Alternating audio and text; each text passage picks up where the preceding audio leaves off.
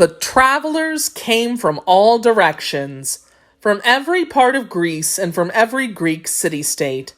Some even came from such distant places as Egypt and Spain. Many traveled on ships. Some rode on horseback or in horse-drawn chariots. Many hardy souls walked the whole way, determined to reach their distant goal, for they believed they were on a holy journey. Rich and poor, carried in luxury and treading on foot, they came by the thousands to take part in and watch the Olympic Games. Remember, the word luxury means comforts and pleasures. The wealthy people being carried in luxury were riding comfortably in carriage, whereas others were walking on the rugged ground. The Olympic Games were held every 4 years at the site of Olympia, and included contests in which ancient Greek athletes would compete or try hard to win. Because these games were part of a religious festival or celebration to honor the king of the gods, Zeus, they were considered sacred. Sacred means holy or worthy of respect. In the first Olympic Games, there were only foot races or running races. Later came events like wrestling, boxing, racing horses and chariots, throwing the heavy stone discus, and throwing the javelin, a type of long spear. Among the travelers to the games one year were 2 men named Myron and Pindar. Myron and Pindar were real artists who lived in ancient Greece. They made their way to the sacred site of Olympia in a private carriage drawn by a team of horses and driven by a servant.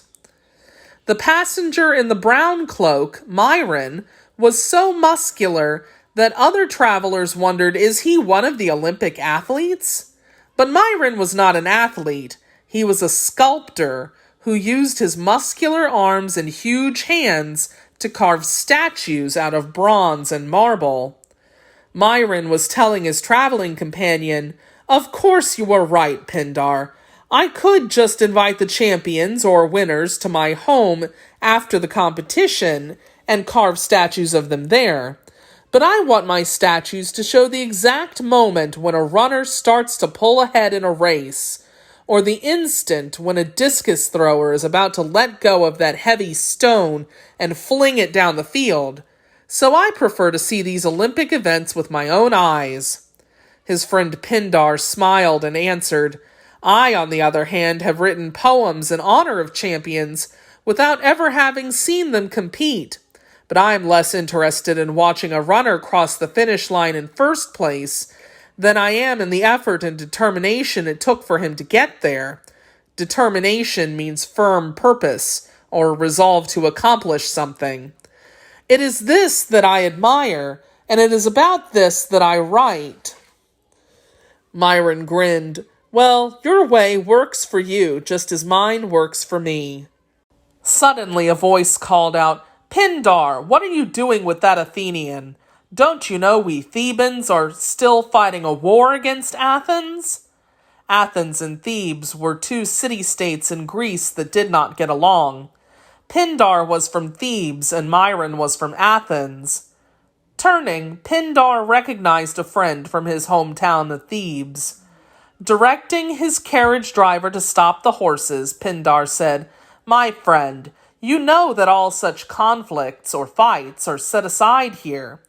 Everyone is guaranteed or promised safe passage going to and returning from the Olympic Games, so that all may gather to take part in this grand, amazing competition to honor Zeus and the other gods. The Olympic Games were more important than the conflicts the city-states were having with each other, and these conflicts were put on hold so everyone could gather safely for the sacred games."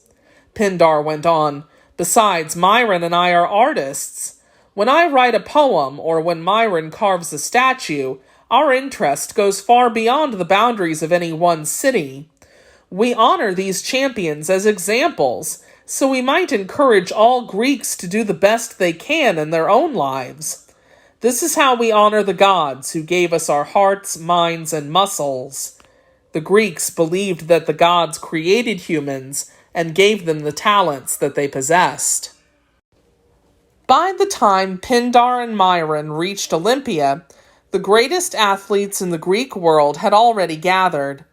Pindar and Myron looked around excitedly at the running track, the long jump pit, and the vast or very large horse racing stadium. In the distance, thick clouds hid the peaks of Mount Olympus.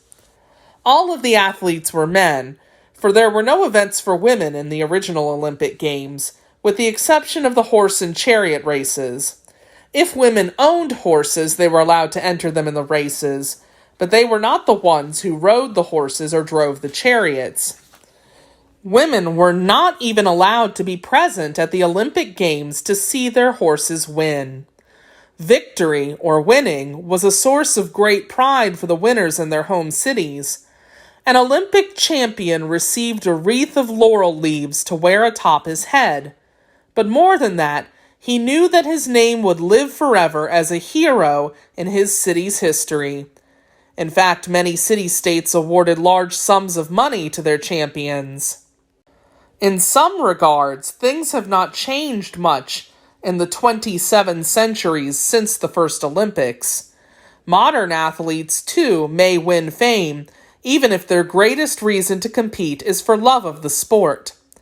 The Summer Olympics are still held every 4 years, but now there are also Winter Olympics, with winter sports such as skiing, bobsledding, and figure skating that are held 2 years after every Summer Olympics. The location of the Olympic Games also changes each time. They have been hosted in cities such as Seoul, Korea, Atlanta, Georgia, and Athens, Greece. Men, and now women, from all over the world travel to the chosen city to compete. Even if their countries are not getting along, people usually set aside their conflicts, just as in the ancient days, in honor of the games. Even though many centuries have passed since Myron and Pindar traveled to the Olympics, they too are still remembered. Today, Myron's depiction of an Olympic champion, the discus thrower, remains one of the most famous statues in the world.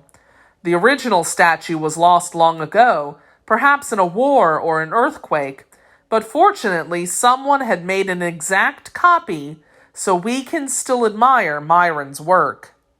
As for the poet Pindar, the Greeks loved his poems so much that for centuries after his death, he was remembered by the priests and priestesses at Apollo's temple. Priests and priestesses were men and women in charge of the temples and ceremonies. Each god and goddess had a temple in Greece with a statue. The Greeks would go to the temples and offer gifts to their gods.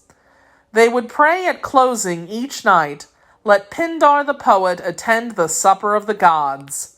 Later still, when the Greek king Alexander the Great ordered that Pindar's home city of Thebes be destroyed in a war, Alexander commanded his soldiers, "But keep Pindar's house safe from the flames."